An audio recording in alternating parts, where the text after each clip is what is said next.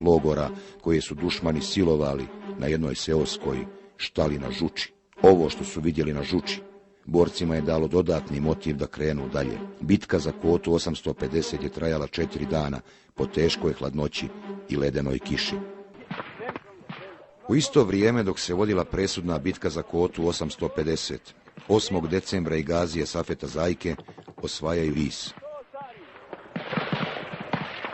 Jena jedan. Stanje je trenutno dobro. Jebali smo i majku. Znači, zašto mi malo vikend? Predajte se, čestiti, nemojte ih baba ginuti! Predajte se!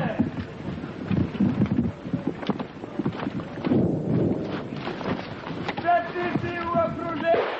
Predajte se!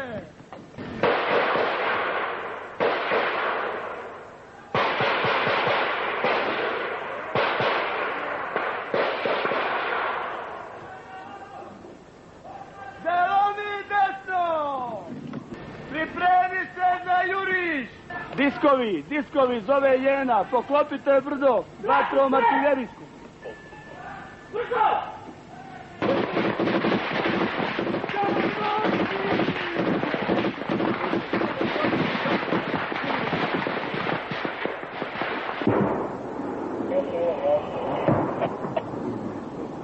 Slušajte me vi, prište gore, veli. Halo! Naprijed, u rovove! Prište ljudima, pomozite. 26, javi se 2-1. Zmajevi, diskovi, Jene, zove Jena, idemo naprijed, razvalio sam iz desne strane, rasulo je. U presudnim momentima borbe za Vis poginuo je još jedan neustrašivi Zajkin ratnik, Feriz Tumbul. Feriz je bio jedan od onih koji je u tom vremenu zbog svoje neustrašivosti bio uzor mnogih Zajkinih ratnika. U 6:30 smo bili već na jurišnim položajima da bi samim ranim jutarnjim časovima zauzeli značajnu kvotu Visa za nekih 15-20 minuta. To je bila jedna od najvećih bitaka u na ovom dijelu.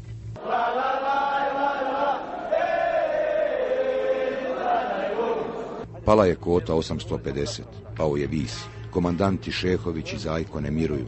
Na redu je Golo brdo. Svaki minut što je više ostavljamo, sve je loše za nas. Ponovo prisustvujemo ovdje veličanstvenoj bitci za Golo brdo.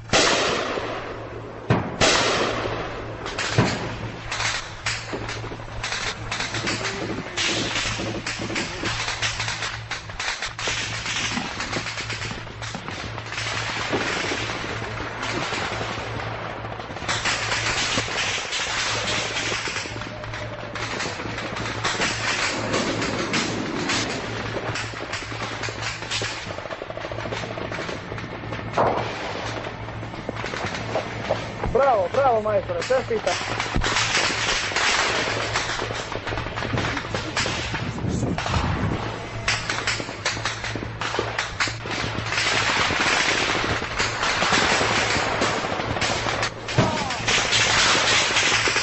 Imali smo ranjenih ljudi, ali niko se nekog nije opasao. Samo smo išli naprijed. 15. je decembar 1992. godine. Golo brdo je osvojeno. Bravo, vidim te, čestitam, to Golo brdo, bravo, skloni se u zakon, molim te, ne volim iznenađenja, skloni se sada. Bravo, legendo, bravo, još jedan veliki uspjeh, to, čestitam Soča, čestitam svima, nemoj da ima ih u šumi, da li ne čuješ Soča trija? I vrati se nazad! Skidaj tu četničku zastavu, majku joj jebem, dosta je belaja, poštenom narodu nanijela. Skidaj tu četničku zastavu po bodi bijele ljiljane. Na Golo brdo se prvi popeo komandir vojne policije, prve mehanizovane, Esnaf Nuhović. Ostaje mi u sjećanju kvota 850 i Golo brdo. Golo brdo više mi ostaje u sjećanju kad sam ja lično zastavu četničku sa kontejnera skinuo. Sad krećemo na Vogošću, uskoro i dalje, nekim slobo iz Srbije još četnika šalje. Cera Savko, a i Zahir, to su prava raja, Zakleli se oni Bosni, ići će do kraja. Operacija Žuč ide dalje. Nakon Golog brda na redu je kota 772, u narodu bogošćanskog kraja poznata kao Mujkića brdo. Genijalnom akcijom Hakije Mrše, komandira čete Ugorsko, veći dio kote je bio oslobođen za svega 15 minuta. Međutim, u kontranapadu neprijatelj je brzo vratio izgubljene položaje koji je čuvala jedna studentska četa sa Bjelava. Hakija Mršo se zakleo 27. decembra navečer da će sutradan ponovo osvojiti Mujkića brdo ili poginuti. Vođene su tog kobnog 28. decembra ponovne borbe za Mujkića brdo. Mršo je na Motoroli imao šifru Nora. Kao što nije bio običan borac, tako ni njegova smrt nije bila obična. Sudbina je htjela da Mršu pogodi geler granate u momentu dok je Motorolom najavljivao konačni juriš na kotu 772. Odmah do njega nalazio se njegov brat Sejo, koji je, iako ranjen, Motorolom saopštio smrt svog brata. I on je onako bio sav u šoku i kaže, izgubio sam brata. Oganj. Moramo se naći, oganj, hitno. Molim te, sve ćeš dobiti, slušaj me. Sjećam se da govorio, idemo sad svi gori na Mujkića, idemo na Mujkića brdo. Dajte svi Noru jedan. Idemo direkt gore. Sjećam se da je rekao, ranjen sam i ja.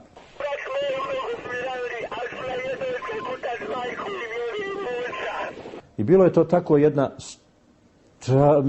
takva drama koju ja na Žuči, u stvari meni je to bilo najpotresnije, iako nisam ni vidio. Ja sam gledao kako ginu, kako ovo, ali to mi je nešto bilo najpotresnije, iako nisam bio svjedok dole, ali to se događalo možda 100-200 metara tamo prema Mujkićeve strane. Kada je čuo za ono što je zadesilo Hakiju Mršu, komandant 4. vogošćanskog odreda Remzija Vejo pod kišom granata preko Ugorskog brisanim prostorom je krenuo da izvuče ranjenog Seju Mršu. Ispod brda na jedno 200 metara je pala granata i poginuo je Remzija Vejo. Pobjede boraca armije Bosne i Hercegovine na Žuči su širile veliki talas multietničnosti. Rade Zoranović je kao ranjeni ratnik sa Žuči na štakama bio član naše državno-vojne delegacije na pregovorima u Ženevi početkom 1993. godine. I kad su u svojim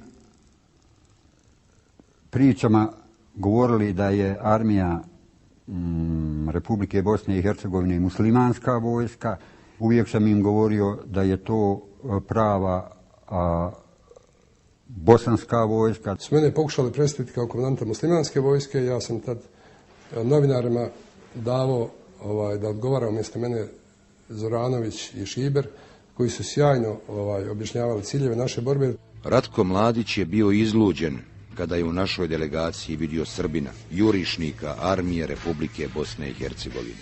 Onda je on nije mogao mirno sjediti, on je ustajao s one stolice i pomjerao stolove, obzirom da je onako ugojen, crven, bučan.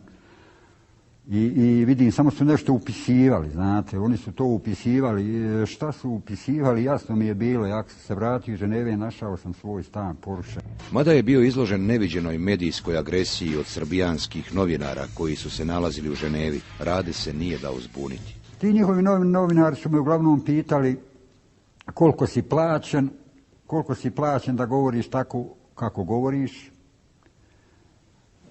iz kog ste logora izveli, kako nemaš modrica, jesu li te natjerali da tako pričaš, jesi li ti pravi Srbin. Rekao sam im samo, moja plata je tačno onolika koliko se može kupiti jedna kutija cigareta, kao i svakog drugog pripadnika. Ja jesam Srbin sad na karci, ja sve živo obilježavam, ali država je starija od svake nacije.